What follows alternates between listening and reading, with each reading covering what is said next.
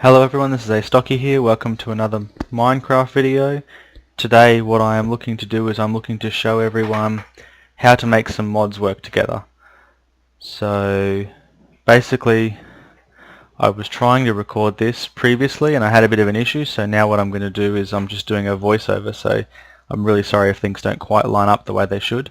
But basically what I'm going to do is I'm going to start with a basic vanilla Minecraft install. Just going to show you that it's installed just the way you would if you had a normal Minecraft 1.1 installed. Just going to create a brand new world and basically show you that it's a vanilla world, just so that you're completely aware that I've got no mods installed. And then I'm going to run through the process of how to install a couple of different mods together and then hopefully get those different mods to work together, even though by default they crash Minecraft and not compatible. So you can see I haven't got too many items or not enough items or anything installed. In actual fact, it's defaulted to my default sensitivity, which is really annoying me, so just make some basic changes so it doesn't seem too loud or too annoying. Again, you'll be able to see in a second that I haven't got Optifine installed. It is just an exact basic as you get Minecraft install. So the first thing I'm going to do is open up the minecraft.jar, delete the meta inf folder because that's critical to any kind of modding that you do. I'm now going to run through my installs. As I said, the very first thing you have to install is ModLoader 1.1. It's pretty critical for some of these mods which order you install them in, because if you don't install them in the correct order, they override each other's files and they stop working. So again, the next thing is now ModLoader MP. Not all mods need it, so it's not, I guess it's not a real necessity, but I like to install it. And I also like to install the Minecraft Forge client, because some of the mods need it, and certainly the mods that I'm going to be demoing today, well, I guess of the two of them I'm really going to be demoing, it's Industrial Craft 2 that needs that. So now that I've finished with the Minecraft.jar, I'm going to go through and show you that it boots up, because it's important to make sure that basically for each mod that you install, that it works. If it doesn't work, well, you're potentially going to have a big issue, because there's no point installing additional mods if ModLoader and the basics don't work. So once again, just loading some chunks in, waving it around really quickly, showing everyone that it works. You can see again, there's still no actual mod content in there. All I've installed is just the ModLoader. So what I'm going to do now is install a mod and show you that it works. So the way to do that is to go up a level and then open up your mods folder. Then open up whatever particular mod it is that you want to put in. In this particular case I'm going to do Industrial Craft 2. There seems to be a little bit of glitching going on, at least in the video that I'm watching. I hope that doesn't become the case for you. I hope it's nice and clear for you. But again, loading Minecraft back up now that I have Industrial Craft installed to show that it works.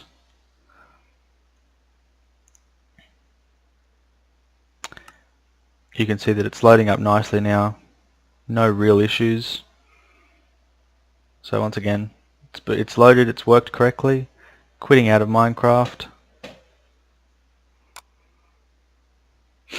So the next thing I'm going to do now is I'm going to install a copy of Thaumcraft 1.2.4, showing you that installing Thaumcraft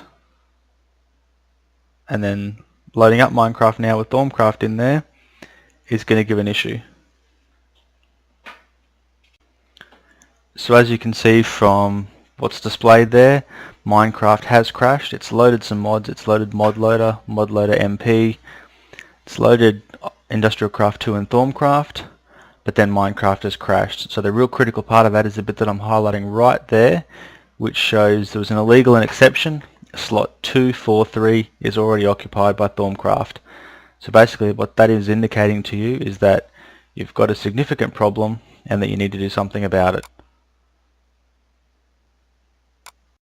Okay, so what I've done here is I have opened up the config folder, showing you, in this particular case, the Thaumcraft config, and just indicating to you the particular block IDs that you can use to set Thaumcraft to something that doesn't crash. So you could randomly pick those numbers, or you could just change the particular file that actually has come up as being the problem. So for example, that 243 you could change to 170. I guess the problem with doing that is that you don't know whether it works or not.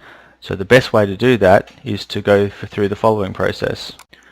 So as you can see there, the very first thing that I did was I deleted the Thorncraft file, because obviously it's causing a problem that doesn't allow you to move any further forward. So what I'm doing now is I'm going to install Not Enough Items. So the very first thing you need to do is you need to install the Chicken Bones core.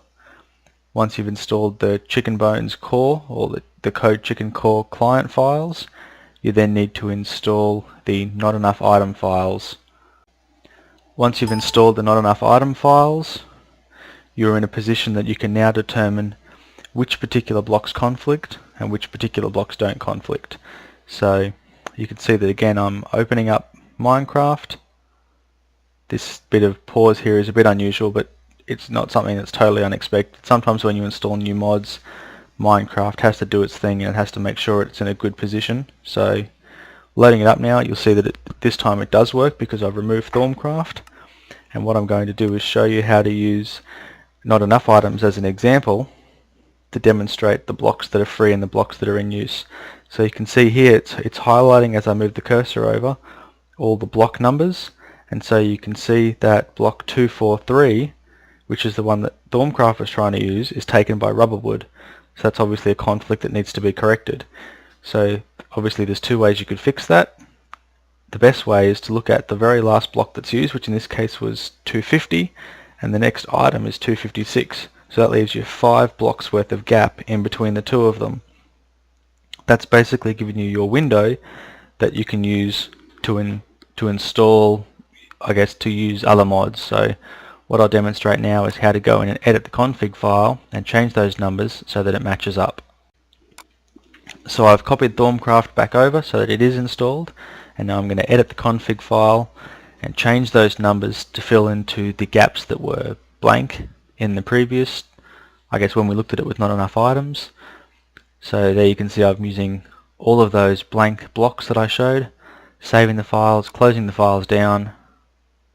Now I'm going to run Minecraft, and last time I did that you saw that I had a block 243 conflict and it caused the program to crash.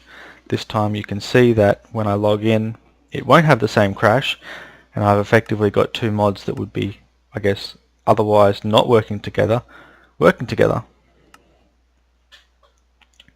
And there you can see that all of the Thorncraft items are in those particular block IDs that we assign for them, which is the way that you want things to work together. So you can see they go all the way up, 243, 244, 245, and then 246 is where the shovel starts, as we would have expected. So things are working just the way you would expect them to. Now this becomes important in the next demonstration, because what you want to do is you want to try and look for items that are different. So what I'm going to do now is I'm going to demonstrate for you how to, I guess, basically get the Technic pack to work. So here again we're in the new world. Just really quickly showing that there's some significant gaps in these items between, say, in this case 122 and 218. So that would become really important if you wanted to install some other mods, say Buildcraft or some other mods that use lots of blocks.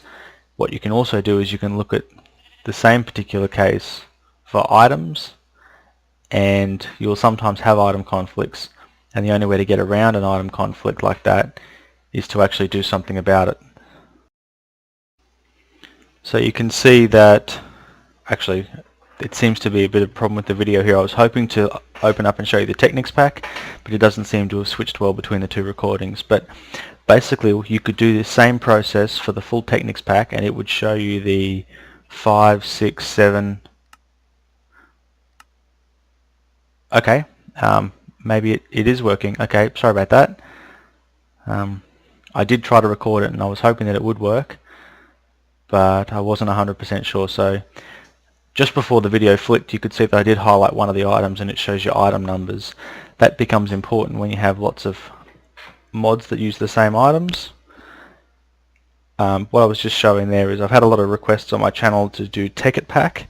The problem with the Tekkit Pack is you can't actually access the Tekkit Pack at the moment. The Tekkit Pack is having some bugs that the Tekkit team or the Technic team is currently sorting out.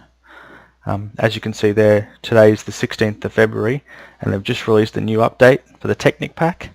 They've released some additional features that allow offline mode to work, and they've also done some things that should help to balance out the server usage. And I guess what all of these things do is they come together to help make sure that the process works as well as it can. So what I'm doing now is, as you can see, I'm opening up the Technic Pack 6. So this is the default Technic Pack, just as it installs for everyone.